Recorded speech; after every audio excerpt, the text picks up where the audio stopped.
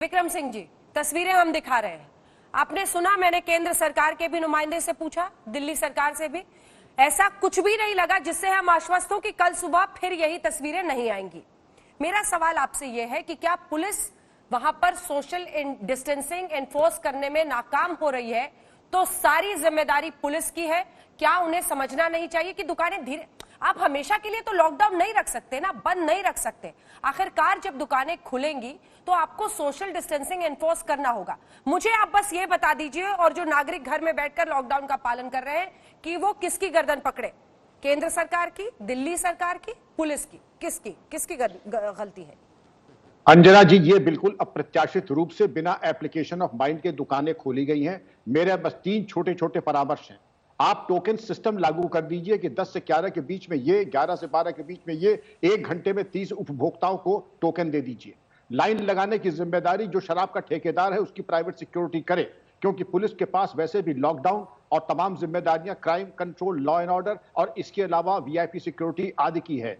ये उचित होगा कि शराब का ठेकेदार प्राइवेट सिक्योरिटी की ही लाइन लगवाए। लेकिन एक तरफ जहां राजस्व की अनिवार्यता है, बिना राजस्व के सरकार नहीं चल सकती है, लेकिन जहां राजस्व की लक्ष्मण रेखा समाप्त होती है वहां स्वास्थ्य की अनिवार्यता शुरू होती है। दोनों के बीच में जो पारस्परिक समन्वय है, जो डेलिकेट बैलेंस है, उसको जरा देख लें, कहीं ऐसा ना हो 4 पैसे बचाने में 400 रुपए खर्च हो जाए। यह भी देख लीजिएगा।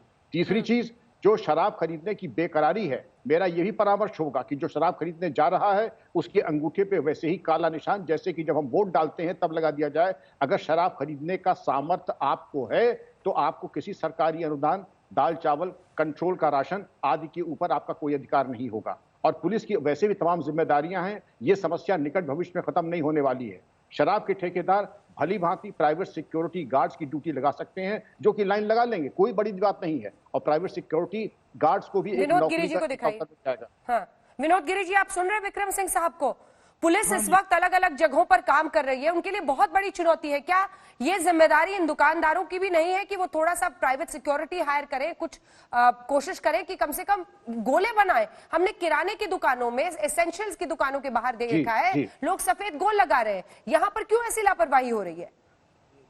पहली बात तो देखिए, जो हुआ है वो तो होना नहीं चाहिए था। कोई भी प्रोडक्ट हो, इस तरह का जो रश हुआ है होना नहीं चाहिए था।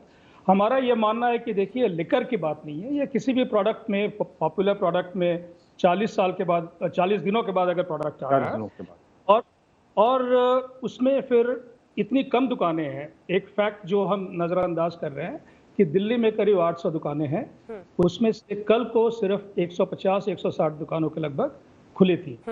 और 30% आपके जो ऑन ट्रेड वाले अकाउंट हो वैसे भी बंद है, बास रेस्टोरेंट। सो इतनी कम दुकानों में इतना रश हुआ, और हमारा ये ख्याल है थोड़ा मैनेज हो सकता था। हमने अपनी तरफ से भी सजेशन किया है, जैसे कुछ अभी तो 2-4 चीजें हैं इसमें।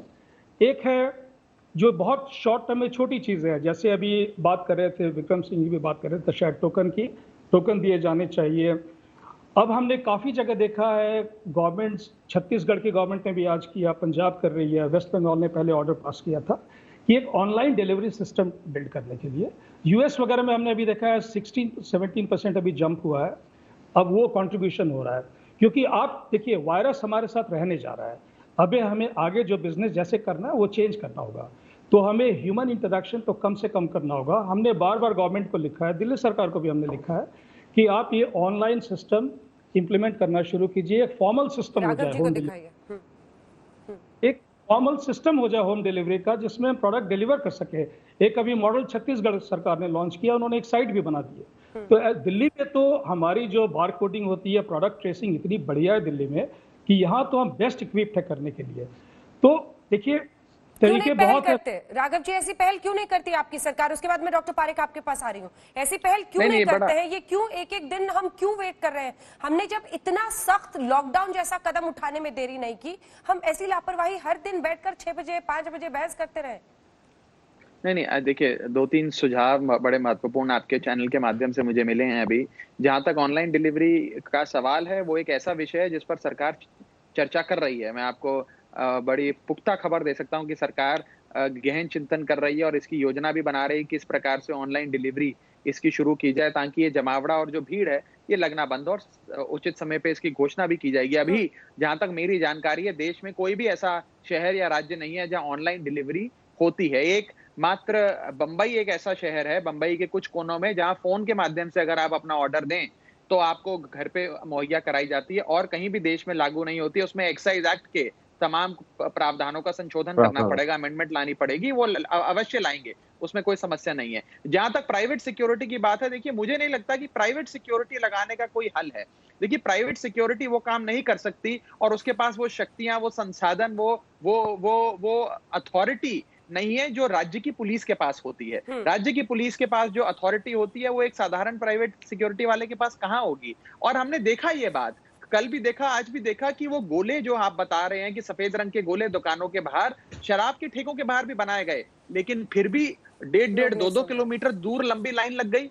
हमने टोकन सिस्टम भी आज बहुत जगह शुरू किया, किसी साथी ने शायद टोकन सिस्टम का सुझाव दिया, कई जगह शुरू हुआ है। तो ये नई नई चीजें हम प्रयास कर रहे हैं कि किसी भी प्रकार से भीड़ ना हो,